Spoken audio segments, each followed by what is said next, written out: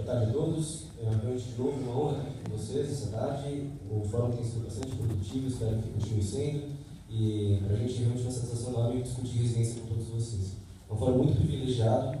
E eu vou falar um pouquinho, brevemente, sobre como a gente, enquanto a ANR, a Associação Nacional dos Médicos Residentes, enxerga a residência no país e aproveitar essa oportunidade para lançar formalmente e publicamente nosso movimento nacional de valorização da residência médica. A gente escolheu esse fórum, essa tarde de hoje, dada a importância do evento e da plateia que está aqui nos assistindo aqui, para lançar esse movimento nacional de valorização da residência médica.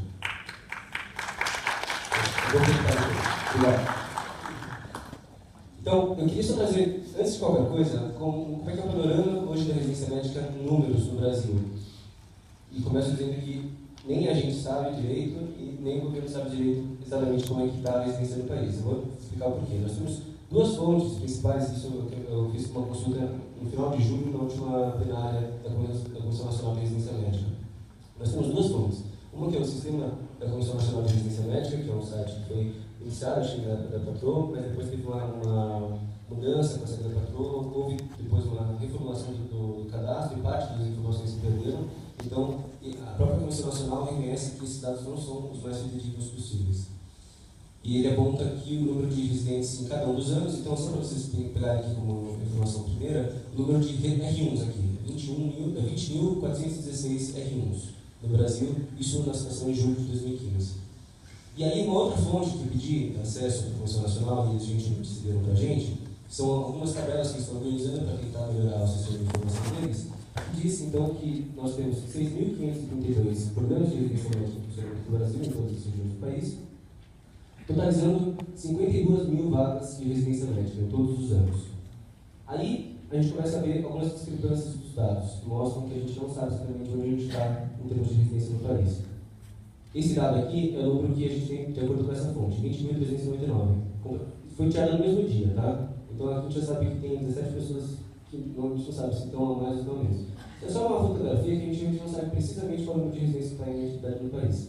Agora, isso é o que está na tabela a prioristicamente, porque se você for reduzir os programas que não são de acesso direto, ou seja, por exemplo, o residente que está fazendo endocrinologia, o residente que está fazendo cirurgia vascular, que são R3, que a gente considera, já fez 2 anos de residência em clínica médica ou de cirurgia geral, eles estão contabilizados nesses R1s. Se você tirar todos eles, eu fui fazendo isso manualmente na tabela que foi enviada, a gente chega no número de 15.255. Então, observe que eu estou sempre colocando o tio, porque realmente é uma aproximação. Temos aproximadamente 15 mil vagas de residência no R1 de acesso direto, ou seja, a pessoa termina a faculdade de medicina, hoje ela tem 15 mil vagas para poder entrar no Brasil. Então, a gente já vê que o próprio sistema não dá conta de diferenciar adequadamente o que é R1 de acesso direto e o que é R1, que seria o que a gente chamaria de R3. Né? Outra coisa, estão cursando apenas, ou estão no total em atividade, hoje, em julho de 2015, 29.500 residentes no país. Só que nós temos 52 mil vagas. Isso, menos isso, dá uma ociosidade de quase 24 mil vagas de residência no país. Vejam, é quase metade. Então, o programa Mais Médicos, a lei dos Mais Médicos, prevê um aumento de 2.400 vagas de residência médica, mas nós já temos aqui uma ociosidade de 24 mil vagas de residência, que hoje já estão ali abertas, e a gente considera que se está aberto é porque tem infraestrutura mínima, tem docente, tem preceptor, tem insumos, tem tudo. A princípio, a gente tem os requisitos mínimos da Comissão Nacional. Então, a gente se investir nessa ociosidade. Por que esses residentes estão chegando lá? Quais são as áreas que não estão tendo preenchimento total dos programas? Dado do próprio Ministério da Educação, 26%, só 26% das vagas de medicina de família e comunidade estão preenchidas hoje em dia. Ou seja, 74% das vagas de medicina de família e comunidade estão ociosas. Então, como a gente pode fazer para preencher melhor essas vagas? Por que as pessoas não estão escolhendo medicina de família e comunidade? Como a gente pode estimular as pessoas para usarem essas vagas que já estão abertas, já estão em instituições que já têm uma comissão mínima para poder abrir, para poder estudar? Esse quadro é um quadro bem importante. Depois eu posso disponibilizar esses dados se vocês quiserem. Então, só para vocês terem uma ideia, acho que o doutor Patrô falou um pouquinho, mas assim, a residência médica ela tem toda uma estrutura, né? Então, cada programa de residência médica tem uma coordenação que está então subjacente a uma COEB, que cada instituição de ensino, que tem, por sua vez, a sua relação com a Comissão Estadual de Residência Médica, que reporta, então, a Comissão Nacional de Residência Médica, que legisla sobre a residência do país. É uma forma de deliberação. Ela, por sua vez, está vinculada à Secretaria de Ensino Superior do Médico. Ela tem a sua entrada através de concurso público, tem um sistema de cotas em alguns serviços, e ela é regulamentada por uma série de leis e regulamentos, resoluções. A última delas, mais importante, é a Lei dos Médicos, que é o objetivo desse debate de hoje. A ANEMER foi fundada em 1967, é uma das entidades, como o Patrick falou, proponentes da residência médica, uma das entidades protagonistas da consolidação da residência no país. Eu atualmente estou em São Paulo, eu sou de São Paulo. É uma dos membros votantes da plenária, são 12 membros, sendo 6 membros de representações do governo, 6 membros de representações das entidades médicas, sendo que o voto de desempate é do governo. E a Comissão Nacional de Residência Médica, essa é a plenária. Ela foi mudada em 2011, por um decreto. Esse decreto, então, colocou 6 representações do governo, 6 representações das entidades médicas com um voto de desempate do governo, e ela está agora submetida a uma Câmara Recursal, que tem 2/3 de membros do governo e apenas 1/3 das entidades médicas. Ou seja, qualquer possibilidade de mudança que a gente proponha, não tem, ou virtualmente não tem, chance de chegar a ser modificado. Então, isso engessa muito a nossa possibilidade de mudar. Então, depois isso vai ser importante para falar do Movimento Nacional de Residência. Ela é vinculada a uma série de entidades, tem convênios com diversas entidades, entre as entidades que a gente tem parceria também. O principal problema que a gente enfrenta, o aumento do número de escolas médicas sem qualidade, isso já foi objeto da primeira sessão de hoje de manhã, a abertura indiscriminada de residências médicas, sem atender os pré-requisitos estabelecidos pela própria Comissão Nacional. Então a gente sabe que provavelmente não tem uma taxa de ociosidade grande, porque talvez tenha sido aberto programas em que o residente já olha lá e fala, olha, eu não vou entrar nesse programa, eu não vou conseguir aprender muita coisa por aqui. Ou porque não tem preceptoria, ou porque não tem um hospital adequado, ou uma unidade básica de saúde que está em precárias condições. E não tem a questão da preceptoria que já foi mencionada aqui, isso também é uma das nossas bandeiras. Acho que os questionamentos que a gente gostaria de colocar aqui para a plateia discutir são: quais serão os locais onde serão abertos os novos programas de residência da Lei dos Mais Médicos? Existem condições para ampliar as vagas nos lugares que já existem programas? Como é que vai ser a formação dos docentes e os preceptores que precisam aprender? Veja, a gente é médico, a gente é bom tecnicamente como médico, mas ensinar é uma arte. A gente não aprende a ensinar do nada. A gente precisa aprender a ensinar, isso é muito importante. Qual que vai ser a qualidade da assistência que a gente vai prover para a população brasileira? Qual vai ser a qualidade da formação médica do futuro especialista? A gente considera também, como o doutor falou, a residência médica tem um montão de problemas, mas é a modalidade padrão ouro da formação dos especialistas. Qual vai ser a qualidade da estrutura? Apenas uma frase aqui do Dr. Felipe Coenço, na plenária da Comissão Nacional de Residência Médica de 2015, de janeiro agora, em relação ao Ministério da Saúde ter feito um aporte de 41 milhões para manter vários programas de residência médica e também novos programas. 41 milhões, para a dimensão do que o país precisa, é nada, é virtualmente nada. Então, a gente precisa investir muito mais em residência médica do que a gente está investindo hoje em dia. Outros questionamentos. Tendo-se uma vaga para o ingresso, quantas vão ficar ociosas? A gente já tem ociosidade hoje, quase metade das vagas estão ociosas.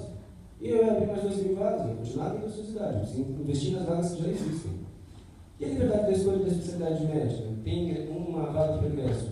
Não está no texto da lei, mas a gente se questiona, será que o médico vai ser obrigado a fazer uma área ou a outra?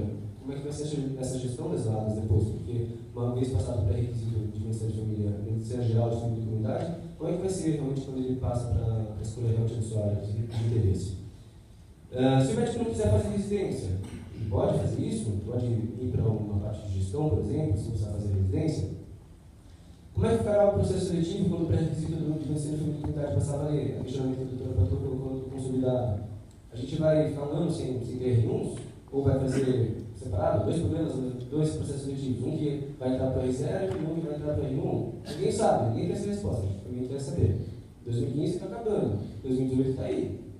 Como é que a gente vai resolver isso aí? Porque 9 áreas não terão necessidade de pré-requisito.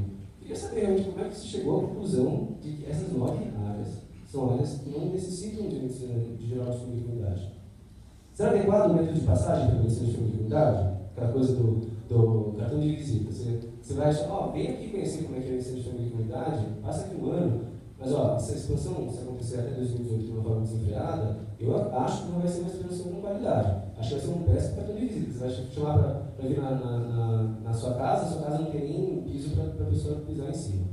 Então, não sei se até isso vai ser um tiro no pé da própria mesa de comunidade de tanto interesse do governo e também é de interesse nosso. A gente quer mostrar isso muito claro. A NBR é super a favor de valorizar a iniciativa de comunidade. A gente só acha que isso precisa ser feito com qualidade, com estrutura, com tempo. Desculpa. Então, só para terminar, esse aqui é o nosso movimento, o Movimento Nacional de Valorização da Residência Médica. Nós estamos usando essas hashtags. Para quem não sabe, o público jovem usa bastante essas hashtags, que é uma forma de a gente expressar e unificar o nosso interesse da LMR, da residência médica e a valorização da residência médica. São 9 pautas, isso está aí no nosso site, anmr.org, fala muito brevemente. Primeiro ponto e ponto-chave: se a gente não mudar a composição da Comissão Nacional de Residência Médica, nada vai ser modificado. É aquilo que eu falei antes. Se a Comissão Nacional não tem condições de mudar, porque as entidades médicas não têm força e rigor lá, de uma forma positiva, a gente não vai disputar nada. A fiscalização de todos os problemas que já existem antes da abertura de novas vagas. Tem um montão de problemas que precisam ser visitados, precisam ser verificadas as condições de ensino, para a gente entender por que está tão ocioso as vagas que já existem, para depois pensar em ampliação. A revisão completa do decreto 8497, isso, nós tivemos uma Assembleia Nacional que contou com residentes das 5 regiões do país, e aí a gente não tinha ainda a informação de que o texto ia ser revisitado. Tá? Então, mas ainda assim, é uma bandeira nossa, a gente considera que é importante até o momento e acho muito importante a revisão completa. O levantamento dos cortes orçamentários e a suspensão destes em todos os serviços que estão tendo, a gente tem ouvido diariamente residentes reclamando que de uma hora para outra cortaram 20 a 30% do orçamento do hospital. E aí como é que ficam os pacientes? Não tem luva para se paramentar, não tem remédio para atender a população, não tem sala. Os residentes de comunidade já falam que eles vão ficar revezando de sala. Olha, vocês estão em 2011 falaram que tem 34% só das unidades básicas de saúde que tem sala de vacinação. Imagina, um terço só das unidades básicas tem sala de vacinação e são censos de 2011. O último slide. O quinto ponto, plano de carreira e valorização dos prescritores, o Dr. Patrão já falou.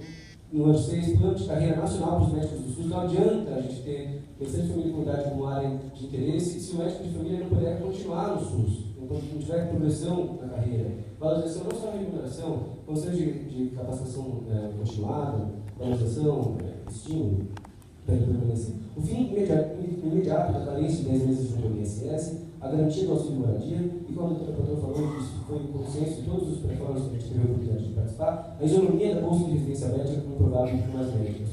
Pessoal, a nossa carga horária é de 60 horas semanais. Os problemas, como provado pelos médicos, é de 40 horas, sendo que 8 horas são destinadas a ensino.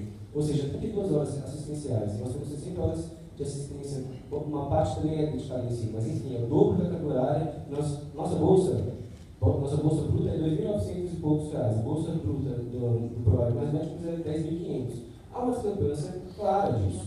E a gente não acha que isso seja certo, porque todos são programas federais. E a gente acha que a isonomia deve vir do Ministério da Saúde e da Educação. São o governo federal que está investindo na residência e tem que investir da mesma forma que está investindo no provável mais médicos.